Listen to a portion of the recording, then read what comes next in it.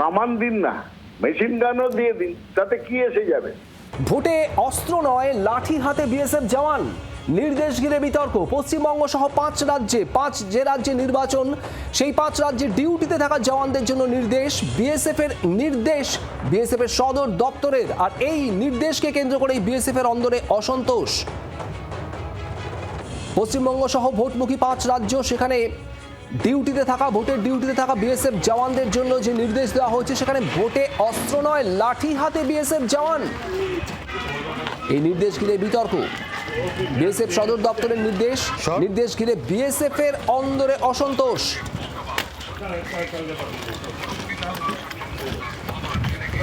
পিয়ালি মিত্র আমাদের প্রতিনিধি রয়েছেন আমাদের সঙ্গে সরাসরি। পিয়ালি, বিএসএফ জওয়ান যারা ভোটের ডিউটিতে থাকবেন তাদের হাতে অস্ত্র নয় লাঠি থাকবে, এমনই নির্দেশ।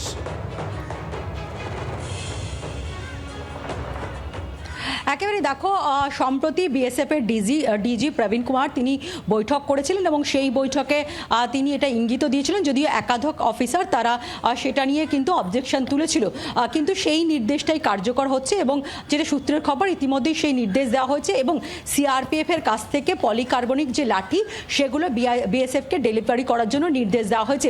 এবং এক্ষেত্রে বিএসএফ সূত্রের যেটা যুক্তি, কেন অস্ত্রের জায়গায় লাঠি ব্যবহার করার কথা বলা হচ্ছে, তার কারণ হচ্ছে তাদের বক্তব্য যে পশ্চিমবঙ্গ বা কেরালার মতন যে সমস্ত রাজ্য, সেখানে জনসংখ্যা অনেক বেশি এবং বহু ক্ষেত্রে যদি ভিড় হয় বা যদি বুথের ক্ষেত্রে কোনো সময় অনেক মানুষ চলে আসে, সেক্ষেত্রে তাদের ছত্রভঙ্গ করতে গেলে অস্ত্র নয়, ওই পরিস্থিতিতে দরকার হয় লাঠি। কারণ এই ভিড়টাকে সামাল দেওয়ার ক্ষেত্রে বা তাদেরকে মৃদু লাঠিচার্জ করে হটিয়ে দেওয়া যায়। অস্ত্র থাকলে সেটা সম্ভব হয় না সবসময়, বা অস্ত্র চালিয়ে দেওয়া সবসময় সম্ভব হয় না। সেই কারণেই এই ধরনের সিদ্ধান্ত নেওয়া হয়েছে। এবং ইতিমধ্যে যে 5টা যে ভোটমুখী রাজ্য রয়েছে, পশ্চিমবঙ্গ, কেরল, তামিলনাড়ু, পন্ডিচেরি এবং অসম, সেই সমস্ত যেখানকার বিএসএফ এর যারা জওয়ানরা তাদেরকে সেই নির্দেশ দেওয়া হয়েছে। যদিও এই নির্দেশ ঘিরে বিএসএফ এর অন্দরেই কিন্তু অসন্তোষ রয়েছে। তাদের বক্তব্য যে এত বছরে তারা বিভিন্ন জায়গায় ডিউটি করতে গিয়েছেন, সিআরপিএফ লাঠি নিয়ে ডিউটি করে অস্ত্রের পাশাপাশি, কিন্তু বিএসএফ তাদের রুলেই রয়েছে তারা অস্ত্র কোনোদিন ছাড়েনি এবং অস্ত্র ছাড়া কখনো ডিউটি করে না। এই যে নির্দেশ, সেটা বিএসএফ এর যে রুল বা অ্যাক্ট, সেটার পরিপন্থী। এবং একই সঙ্গে তাদের বক্তব্য যে এটা কোথাও না কোথাও তাদেরকে ঝুঁকির মুখে একেবারে সামনে এনে দাঁড় করিয়ে দেওয়া, এমনটাই। সঙ্গে থাকো পিয়ালি, এই মুহূর্তে আমাদের সঙ্গে টেলিফোন লাইনে রয়েছেন তৃণমূল নেতা জয়প্রকাশ মজুমদার। জয়প্রকাশ বাবু, ভোটের ডিউটিতে 5 রাজ্যে ভোটের ডিউটিতে যে বিএসএফ জওয়ানরা থাকবেন, বিএসএফ সদর দপ্তরের নির্দেশ, এবার তাদের হাতে অস্ত্র নয়, কোনো বন্দুক নয়, লাঠি থাকবে, পলিকার্বনিক স্টিক থাকবে। যদিও এখানেই আপত্তি জানাচ্ছেন বিএসএফ এর কিছু আধিকারিক অফিসাররা, কিভাবে দেখছেন?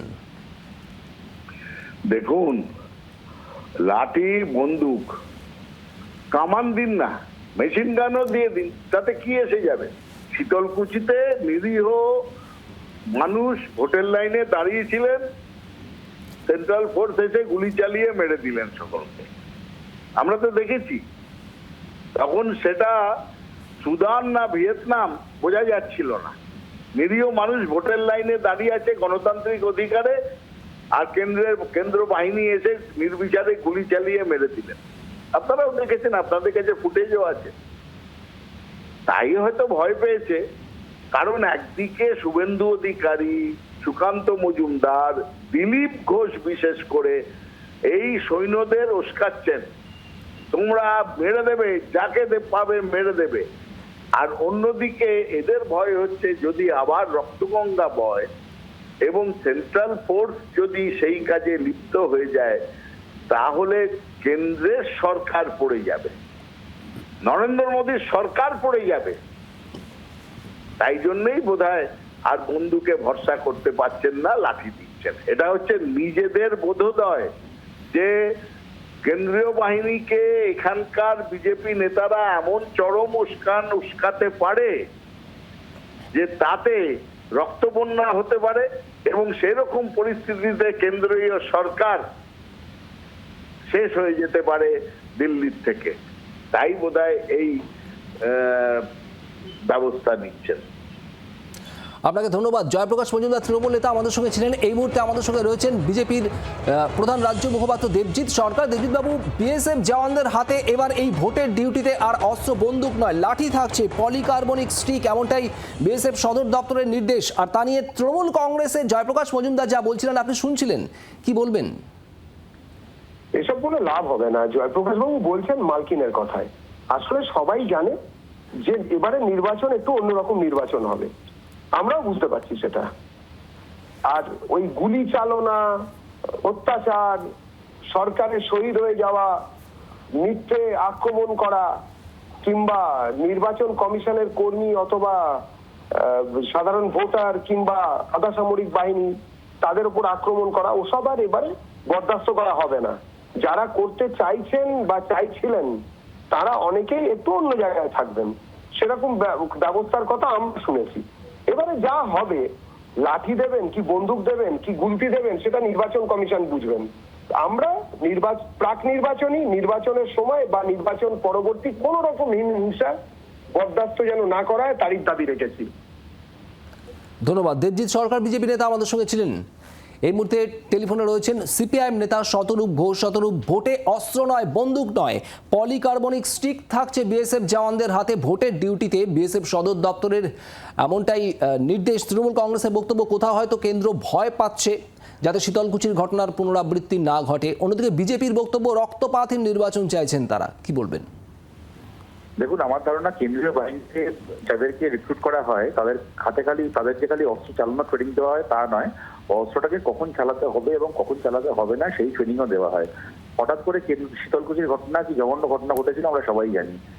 ইলেকশন কমিশনের ক্যাডারটা মনে হচ্ছে যে কেন্দ্রীয় বাহিনীর হাতে বন্দুক থাকতে তারা ইচ্ছে মতো চালাতে শুরু করে দেবেন। কেন্দ্রীয় বাহিনীর ওপর ইলেকশন কমিশনের এই ভরসাটা নেই? আমাদের কেন্দ্রীয় বাহিনী কি এতটাই ট্রিগার হ্যাপি হয়ে গেছে ভারতের কেন্দ্রীয় বাহিনী বলে ইলেকশন কমিশন মনে করছে যে পশ্চিমবাংলার মতো একটা রাজ্যে এখানে ভোটের নামে কি সন্ত্রাস হয়, কি খুনখারাপি হয়, তৃণমূলের কি দাদাগিরি চলে আমরা সব জানি।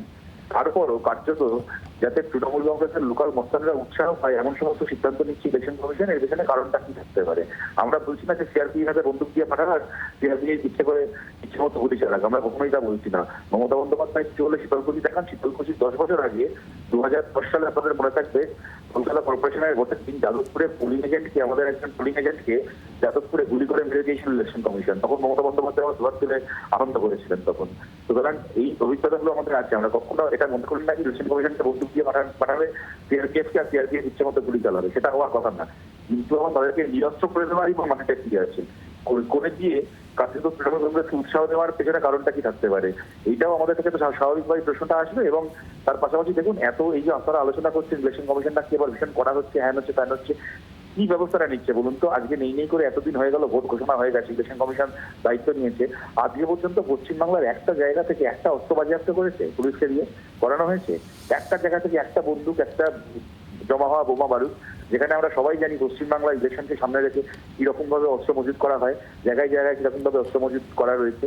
একটা কোনো ক্রিমিনালকে প্রিভেন্টিভ অ্যারেস্ট, এই যে পাটুলি থানায় আপনারা দেখলেন যে এদের যে জিৎ মুখার্জি না কি নাম বলে যে ক্রিমিনালটার মোস্ট ওয়ান্টেড তালিকায় নাম ঝুলছিল, সে মলয় মজুমদার। বোঝা যাচ্ছে আপনার বক্তব্য শতরূপ। ধন্যবাদ। সিপিআইএম নেতা শতরূপ ঘোষ আমাদের সঙ্গে ছিলেন টেলিফোনে।